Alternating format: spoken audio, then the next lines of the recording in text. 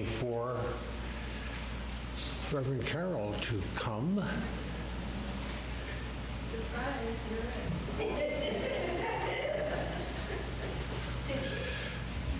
Good morning. My name is... Good morning. Good morning.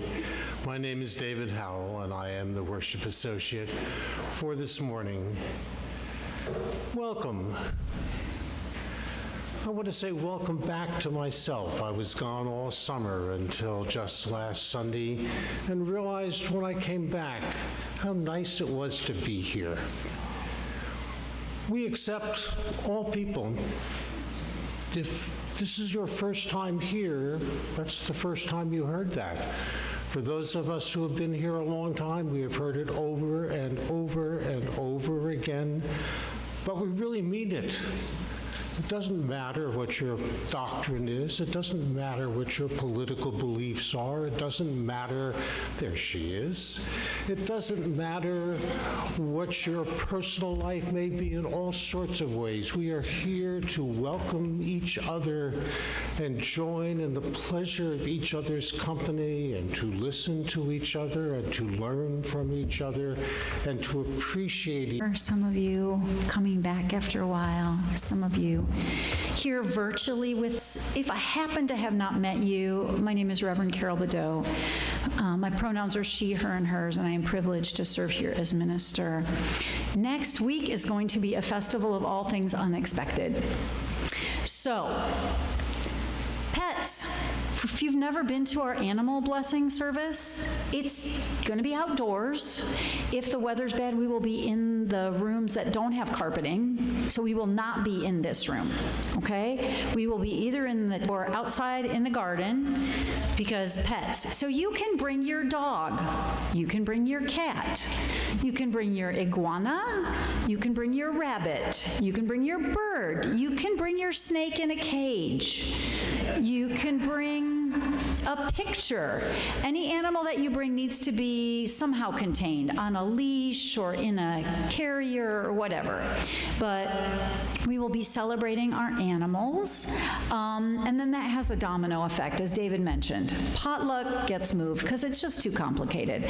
Leslie has also said we're going to move RE, our children's RE program, to the same day as potluck on the 12th, so not on the 5th next week, but a week later on the 12th. And she will let families know that.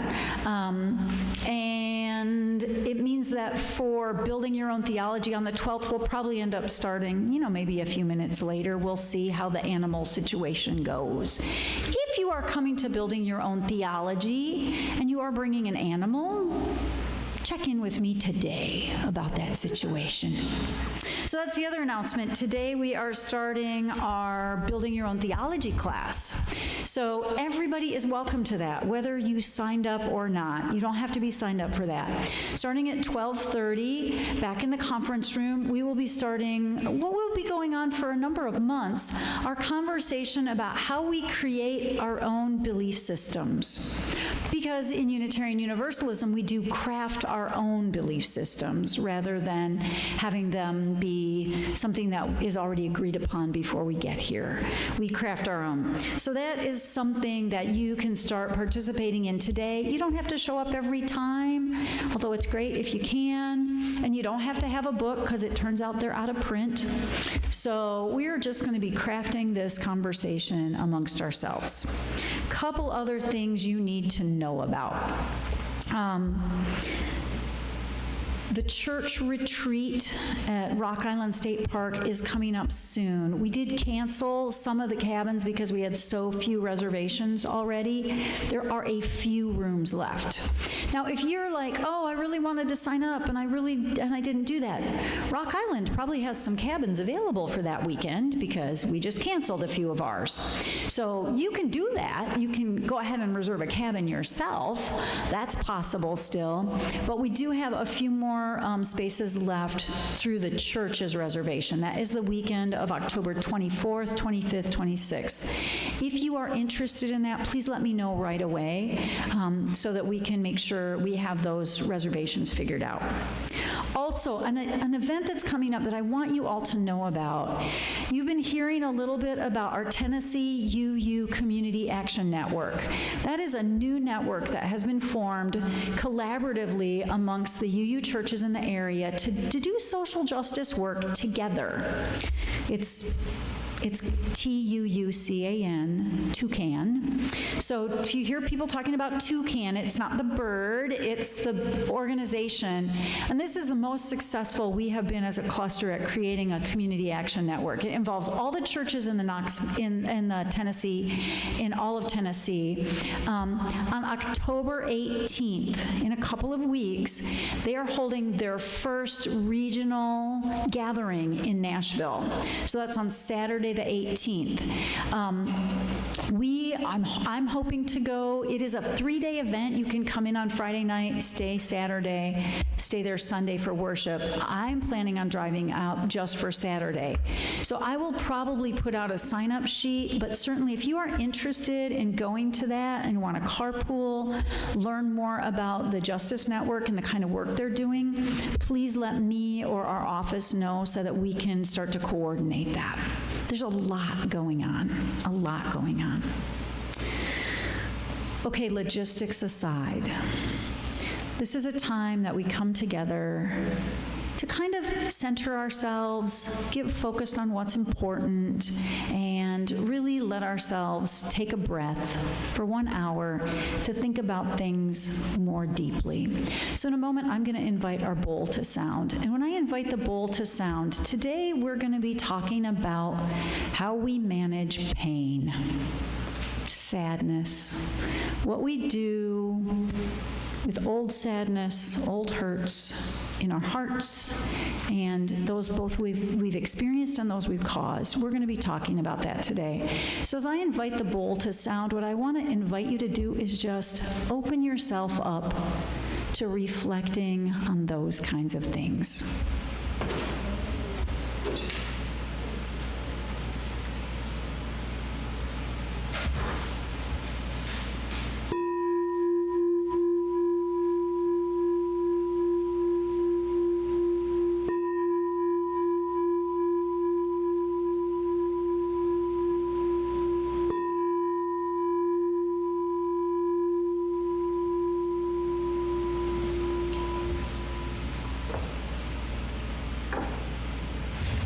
And now David has our chalice lighting words.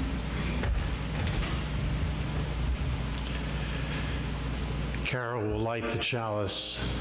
Whenever I do this, it's always fun to look for something to read, and usually I come up with a poem. Today I have a little Buddhist story about giving and giving easily. Ryokan, a Zen master, lived the simplest kind of life in a little hut at the foot of a mountain. One evening, a thief visited the hut, only to discover there was nothing in it to steal. Ryokan returned and caught him. "You may have come a long way to visit me," he told the prowler, "and you should not return empty-handed. Please take my clothes as a gift." The thief was bewildered. He took his clothes and slunk away. Ryokan sat naked watching the moon. "Poor fellow," he mused. "I wish I could give him this beautiful moon. I wish I could give him this beautiful moon." And Carol has... Yes. So David is going to light our community candles for us as well. And thanks for that story, David. I love that. Our community candles reflect both the joys and the sorrows of our community. So we have a special joyful candle today. This candle is for a holiday that we probably most of us don't know about. September 23rd, in the middle of this week, this last week, September 23rd was Celebrate Bisexuality Day.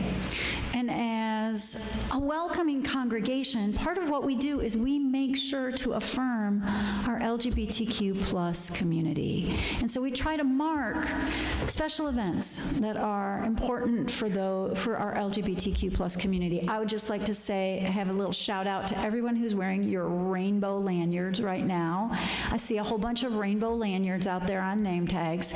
That's our way of saying we support the LGBTQ community. It's one of the ways we do that.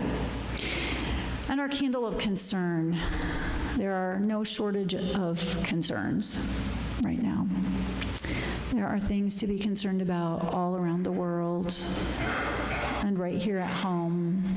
So for our candle of concern today, what I'd like to invite us to just take a couple deep breaths about is the fear, the uncertainty, the sadness that lives in each and every heart in this room, in our families, and in our larger world.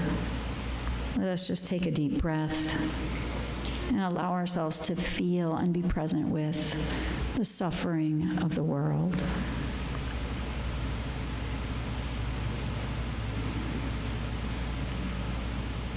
I'd like to invite the choir to come up. We're going to sing a song that is really about this time of year. We are in the middle of the Days of Awe, which is the time between Rosh Hashanah and Yom Kippur. It's a time to reflect on pain and suffering and healing. Healing is the priority. So we're going to sing this for you. It's called Who Can Say?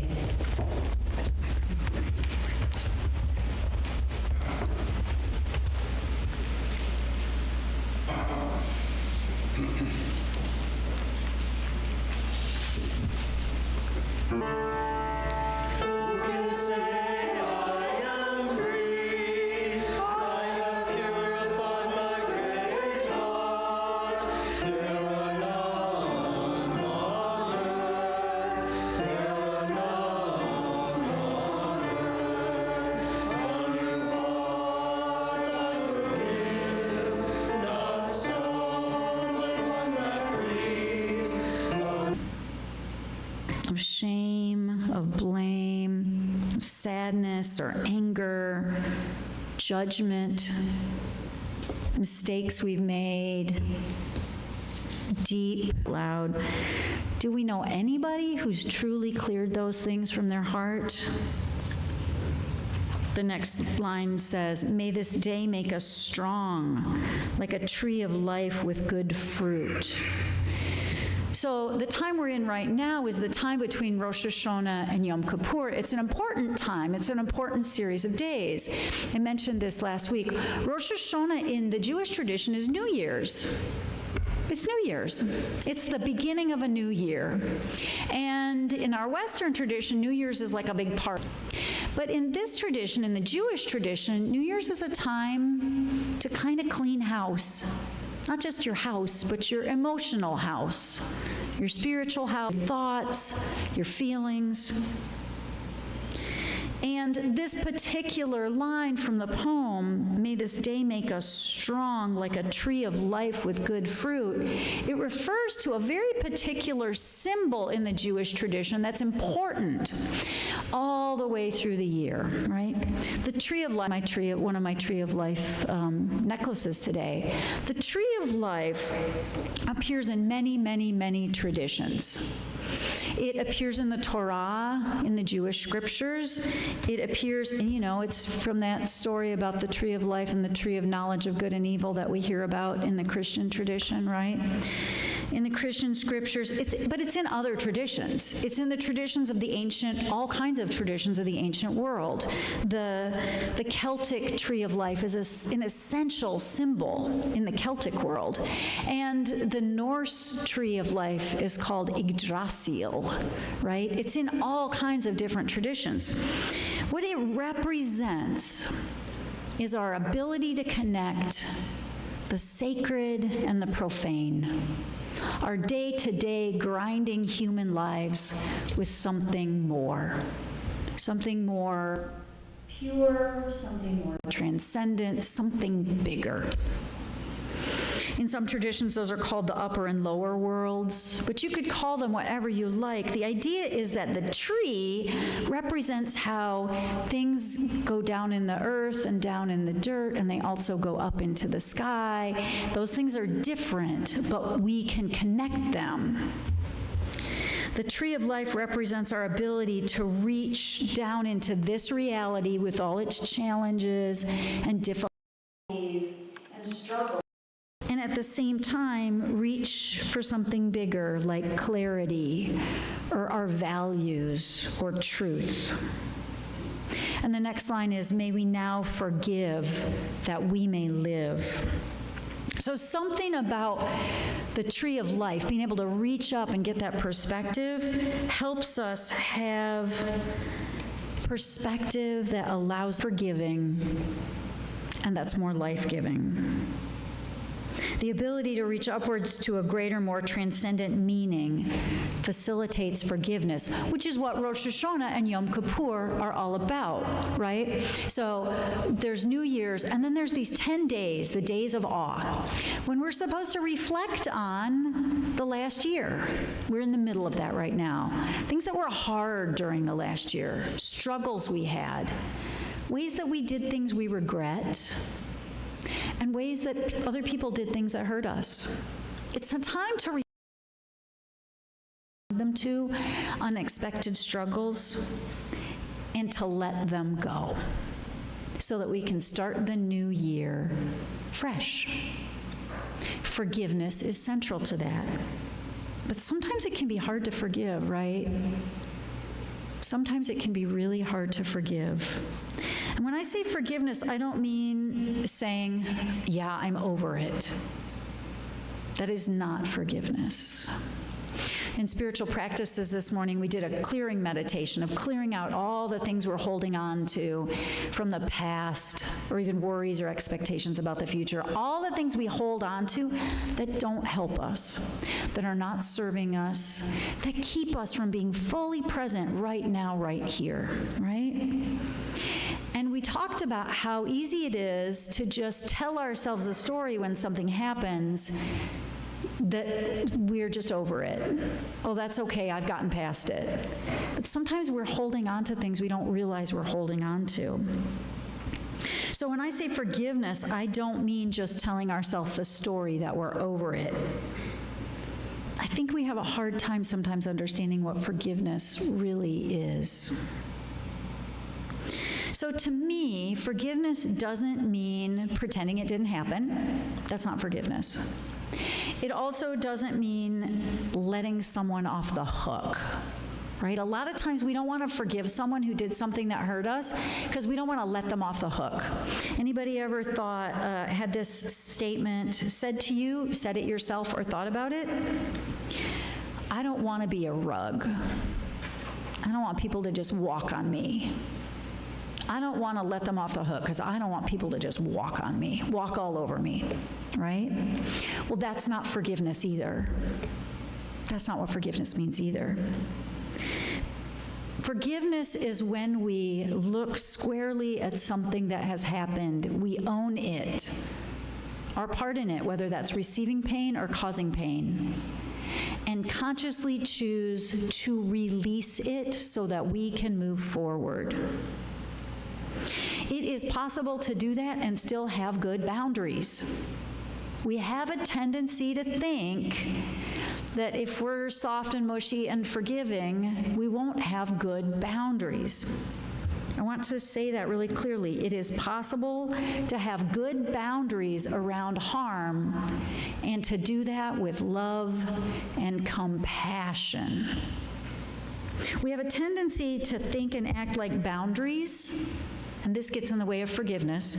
We have a tendency to think and act like boundaries have to be held with the fuel of anger, the fire of indignation, the energy of rejection and pushing somebody or something away.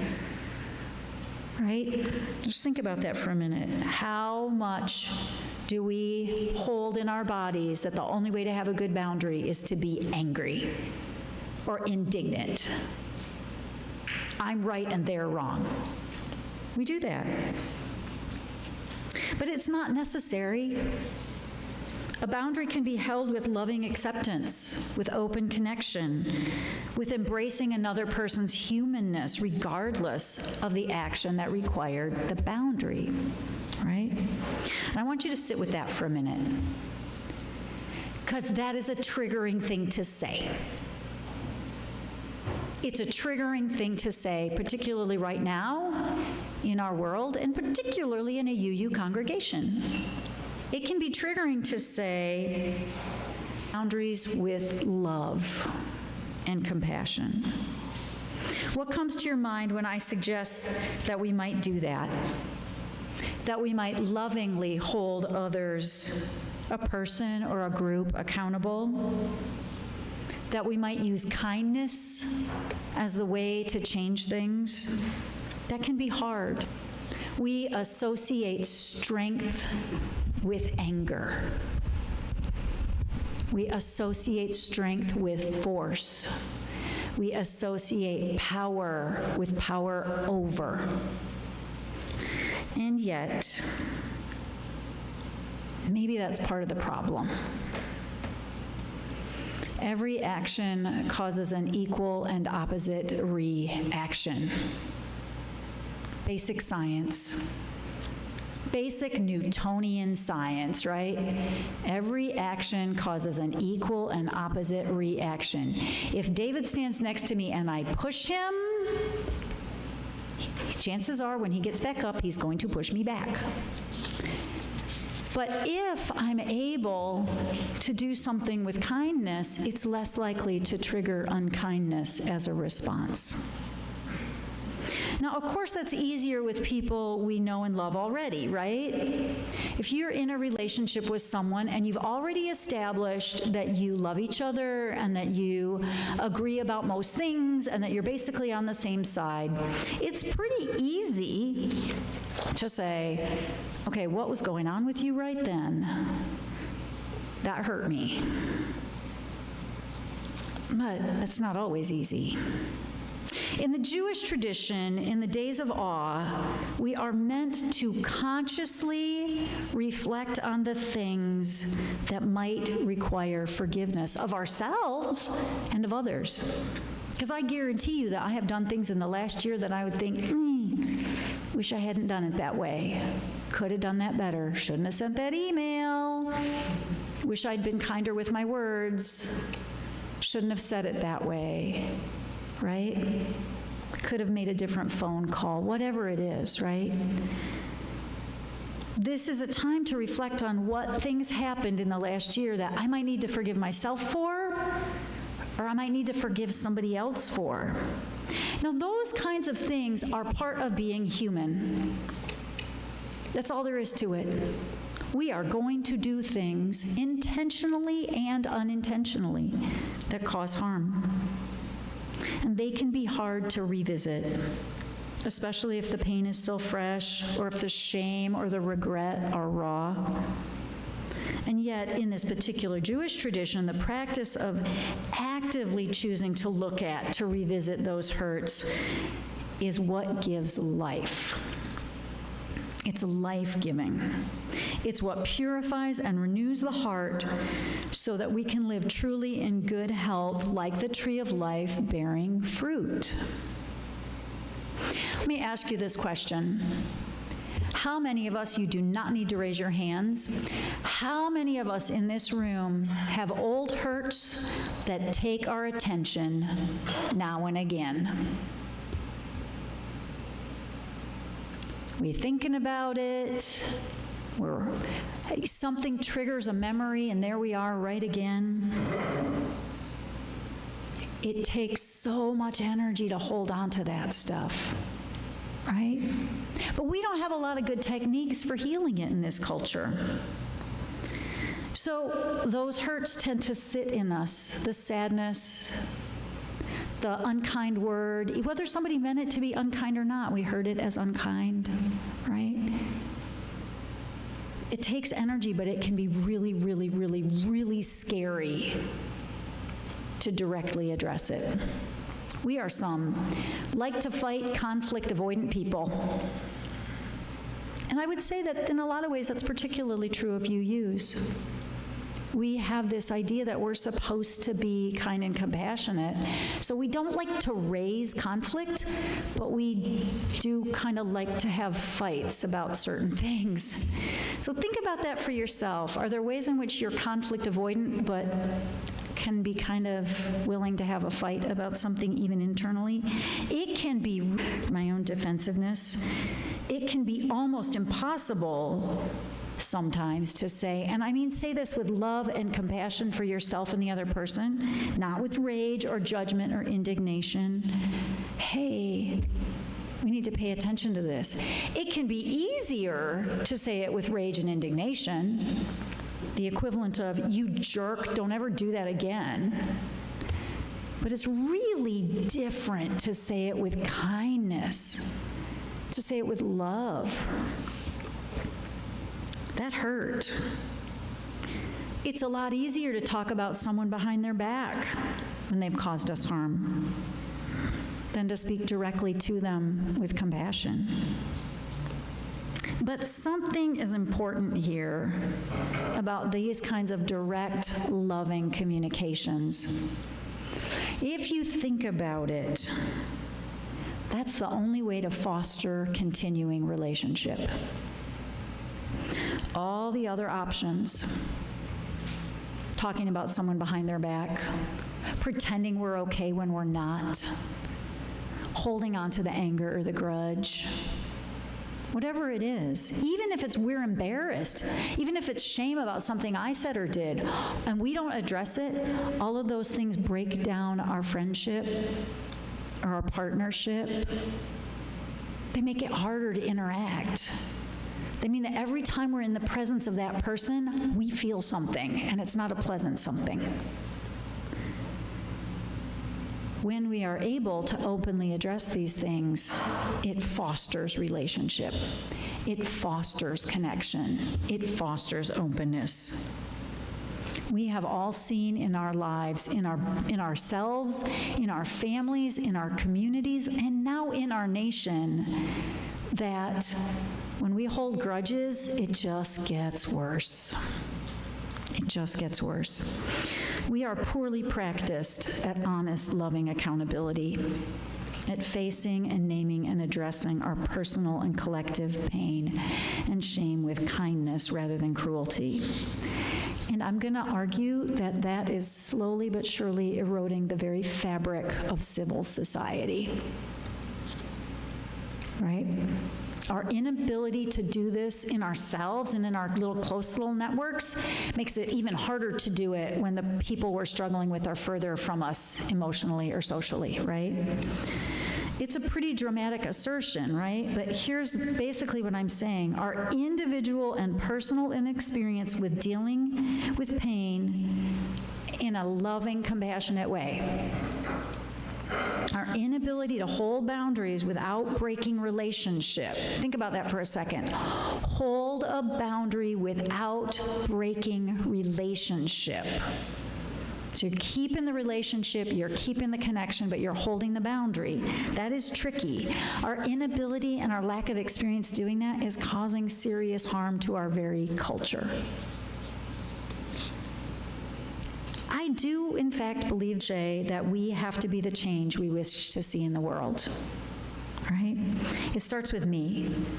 It starts with me. If I respond to harm by speaking ill of another person behind their back, I break relationship.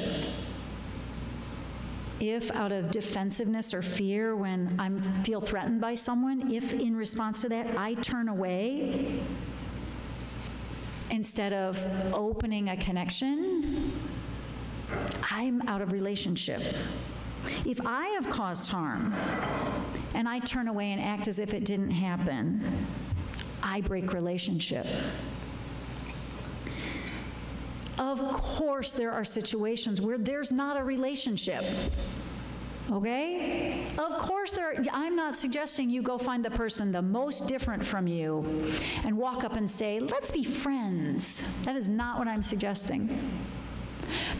But you remember that some of us older folks will remember the commercial where the woman has the shampoo and she says, I told 2 friends. And then there are 3 people on the screen. And then they say, and we told 2 friends. And then it gets more people. And then we told 2 friends. There is an effect that happens when we practice certain ways of being that spread. So if I act in this way with the people closest to me, who are different than me, who I disagree with, who I may cause harm to, or they may cause me harm, and then they do that, and they do that, and they do that, it spreads past where I could possibly go myself. And most importantly, this requires the willingness to look at ourselves honestly and compassionately inward. It's not just looking at somebody else and saying, hey, let's look at that. It's looking at myself and saying, hey, with love and compassion. I know that you have a tendency to like to get things right. Do we not? Do we not like to get things right? We like to be right. We like to know the right answer. We do not like to make mistakes. And we have a tendency to be a little bit of a perfectionist kind of group. Because we think we gotta figure it all out. The problem with that is that makes it really hard to get things wrong. We tend to feel kind of bad when we get things wrong. So if I refuse to look at my own failings, where I don't live up to my values, if I won't look at my own hypocrisy, where I'm doing something that I'm saying somebody else is doing, if I do that, I am breaking relationship with myself. If I refuse to look at those things in myself where I fail to live up to my stated values, I am more likely to point the finger at other people doing that as a way to make myself feel better, generally unconsciously, right?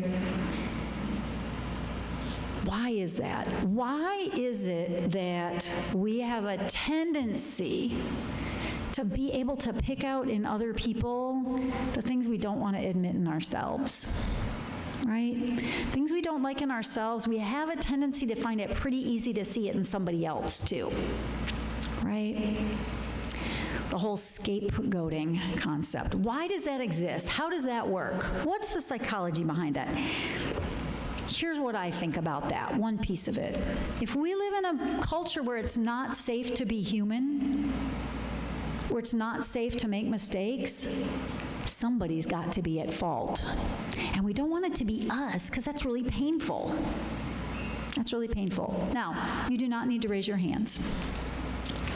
How many of us can look at the culture we live in right now and put a lot of blame on other people who are being hypocritical,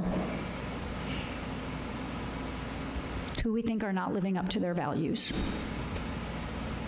Right? Okay, that's fair. Maybe they're not. But do we do the same thing with ourselves? Are we willing that lens back on ourselves? Isn't one of our core values love, compassion, seeing the inherent worth in every single person? This isn't easy. This is tough stuff. Who can say, I am free, I have purified my great heart?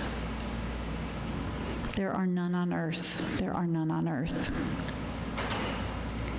There are none on earth who are perfect. But yet, the song gives us some advice. We can choose a new heart. A new heart I will give, not stone, but one that frees. We can choose a new heart. Not a heart of stone, walled away in safety from the pain and struggle of humanity, human relationships. We will mess up. People will hurt us. We will get hurt. But we can choose a heart not of stone, not walled away from the hurts and uncertainty of life, but a heart that is freed through giving. A new heart I will give. The prayer says this heart is one that we give, not protect. It's a heart that frees not just ourselves, but others. So how do we purify our hearts? We don't purify our hearts of humanness or error. We try to purify our stories a lot of times of error. We tell the story of ourselves without error. But how do we instead purify our hearts of the ways we respond to humanness that are not loving? Let me return to my original statement. We do not have to hold strong boundaries with anger and rage and indignation. This is a novel concept in our world. We can hold strong boundaries with love. So we do not need to meet harm by letting people get away with things that are harmful. It doesn't mean forfeiting accountability, but it does mean seeing the humanness and recognizing them as ourselves. So that's really the center of it, isn't it? When we acknowledge our own errors, open our hearts, then we can see ourselves in others who cause harm. That's really the secret of this whole thing of Rosh Hashanah, the days of awe, and Yom Kippur, right? The whole point is to see that we are all, every single one of us on this planet. We are all, every single one of us, Republican, Democrat, Christian, Jew, atheist, pagan, Buddhist, poor, rich, every ethnicity. I would add every species. We're in it together. That's it. That's all there is to it. Us and them thinking at some level hurts us all. We can hold boundaries, and the connections are going to look different depending on how close we are. So my connection with my husband is going to look different than my connection with my congregation, is going to look different than my connection with my neighbors up the road, is going to look different from my connection with the people in the church down the road, is going to look different from my connection with people in another state or another country. We have a tendency as humans to want to get safe by announcing difference. But what if, instead of every time we feel fear or sadness or harm or anger, what if instead of naming the difference right away to protect ourselves, what if we said, oh, ouch. I feel pain, I feel fear, I feel uncertainty. And instead of reacting out of those anger, pain, fear, sadness, we said, I recognize that you're in this with me too. And I don't understand you, and I don't understand what you're doing, but I'm willing to acknowledge there's a connection. Maybe just simple humanity. Because that's really the center of it, right? When we acknowledge our own pain, when we can see that I'm a person whose fear causes me to judge and blame, maybe I can understand when somebody else's fear causes them to judge and blame. When I can see that sometimes pain causes me to shut down or become rigid or defensive, which it does, right? My fear and pain can cause me to shut down and become rigid and defensive.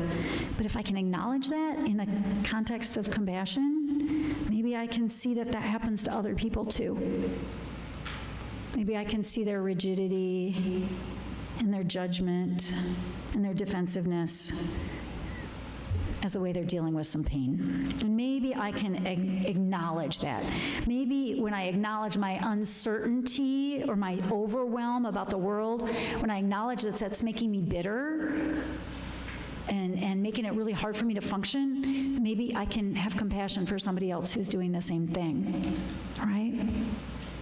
To engage in that sort of forgiveness, to see the oneness behind all conflict, and to respond with loving care and respect for the sacredness of all beings is life-affirming. A heart that gives and one that frees, right? It frees sees us all. This is about respecting all of us. And we begin by offering compassion to ourselves, love and care to ourselves, which then makes it a little bit easier for us to do that, to have the courage and the openness to offer care and forgiveness to others. Now, I want you all to take 3 deep breaths, because I know that that's hard. I can see on some faces that that's really hard. We all can think of situations in our life where that just feels too dangerous. So we start small. Most of us are not going to match His Holiness the Dalai Lama in this practice, right? We're not. Most of us are not. But maybe we start small right now in this week between Rosh Hashanah and Yom Kippur with asking ourselves 2 key questions. What old hurts or fresh hurts, personal or public, am I holding on to? What am I hanging on to? And how is it impacting me to hold on to that? How much energy is it taking? How defensive does it make me? How hard does it make it to function in my daily life? Is there any way I can start to let it go? That's question 1. What am I holding on to that feels painful, threatening, dangerous, harmful? Can I imagine holding love at the same time as a good boundary? And question 2, are there ways that I have done or am doing things that might be causing harm to someone else? Can I forgive myself for that, accept that I'm human, I'm doing the best I can, and maybe invite them to talk about it? Can I maybe say to that friend or that neighbor, hey, I think maybe there's something here that we need to talk about. If there are ways that I have caused you harm, I want you to know that I am sorry and I'm willing to hear about it. And if that friend or partner or neighbor comes at you roaring with their defensiveness, it's okay to hold the boundary and say, hey, I say this with love and compassion, but I need you not to talk to me that way. Hey, I'm holding a boundary here, but I'm willing to hear you if you can speak with words that are respectful. So the board and I actually had a conversation about this last week, and we've decided that we're going to start offering at some point, probably in the winter, our nonviolent communication classes again. We're going to start practicing this again as a congregation. It's a way of communicating that we can all kind of learn and practice. If you've been here long enough, you've heard me talk about it 1,000 times before. Passionate communication is a way of being able to do this that is loving and kind to everyone involved. So in nonviolent, this was a method that was pioneered by a man named Marshall Rosenberg. He passed a few years ago, but the method is basically that when something upsets you or hurts you, you name it without blaming or judging the other person. So you say, wow, when that thing happened, I felt sad, hurt, angry, confused, scared, worried, upset, because I really care about something. When you said that thing to me, I felt scared and confused and upset because I really care about you, and I really care about the world, and I really care about things being okay. Right? Can we talk about it? Can we look at that? Could we come up with a new way? So this is a method that some of you who've participated in our practice groups before will tell you it's challenging because we instantly tend to go to judgment. Our natural protective measure is to say, well, when they did that thing, they were being mean and stupid and they have to stop it. right? We instantly say they were being mean and stupid and they have to stop it. Some version of that. This method tells us, I'm not going to judge them. We're not going to make any assessments of what they are, what they're doing, or what they mean. We're just going to say, when that happened, it hurt. It made me upset. I feel sad. Here's what I care about. Here's what's important to me. Not going to judge you, not going to blame you, not going to tell you what you were thinking. But then we can ask them, what were you thinking? What was going on for you? Building connection rather than breaking connection. So I want to invite us to be the change we wish to see in the world. We wish to be in a world where people are compassionate and listen, where people don't make snap judgments, where people don't condemn others without understanding them. We wish to see that kind of world, so let's practice it. We can't control everybody else, but we can control ourselves. We can change ourselves. We can change our own behaviors, right? Let's take a little bit of a note from our Jewish neighbors, our friends and family members who are Jewish, for the wisdom of this teaching of the High Holy Days. Let's take it not just into our minds, but into our hearts and into our actions. Maybe we can act upon the truth that love and forgiveness are life-giving and freeing, and make us stronger, not weaker. May it be so. So, Westside is a place where we try to practice all kinds of brave things, okay?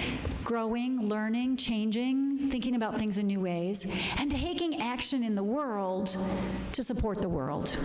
So as always, I always say this is, you can make a financial contribution to this institution as a way to support the good work we are doing.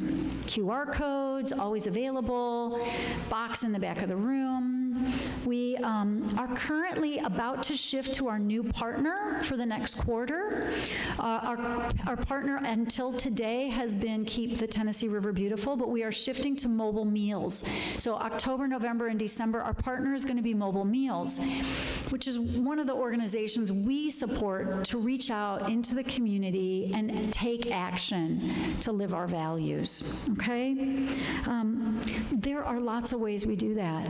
You can show up to help with the playground next week. That's a justice action. It's creating safe space for kids here.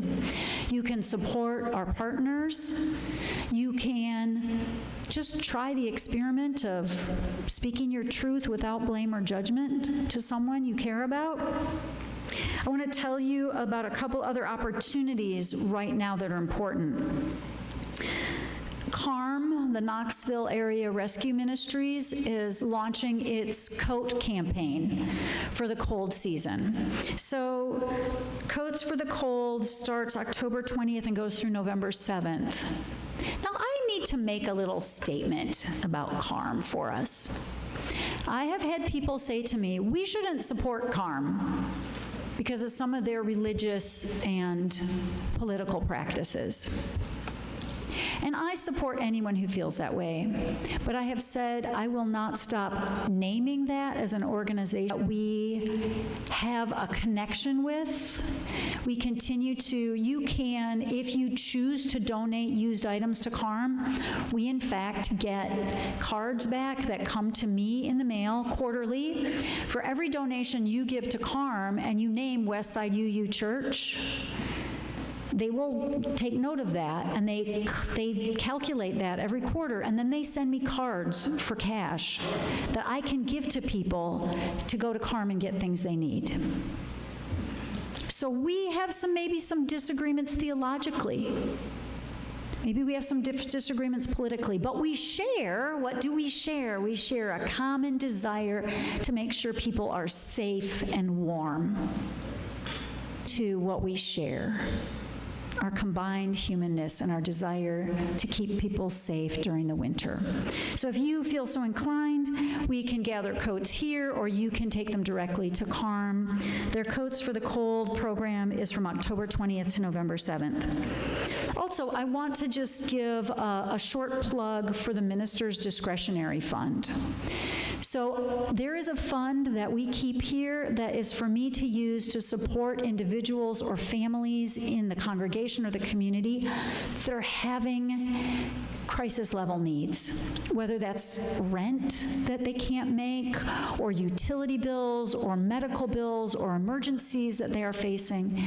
That account allows me to make choices to support people who are in crisis. That fund has consistently been very well funded, and we every Christmas, that's what our donation at Christmas is for. Our collection at Christmas goes to the Minister's Discretionary Fund, but you can donate to it at any time. So I will tell you that right now our Minister's Discretionary Fund is seeing some hits from current political situations. Okay? Some of those are personal, some of those are more public.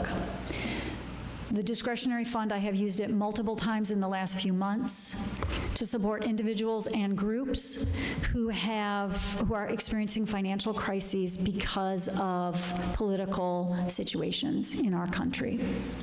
So if you feel so inclined and you want to do something to support people directly who are being impacted by our current political climate, that is one way you can do it. Inclined, again, you do not have to stand up, you do not have to hold hands. But if you feel so inclined, this is an opportunity for us to build connection. If you are so inclined, I invite you to rise and join hands.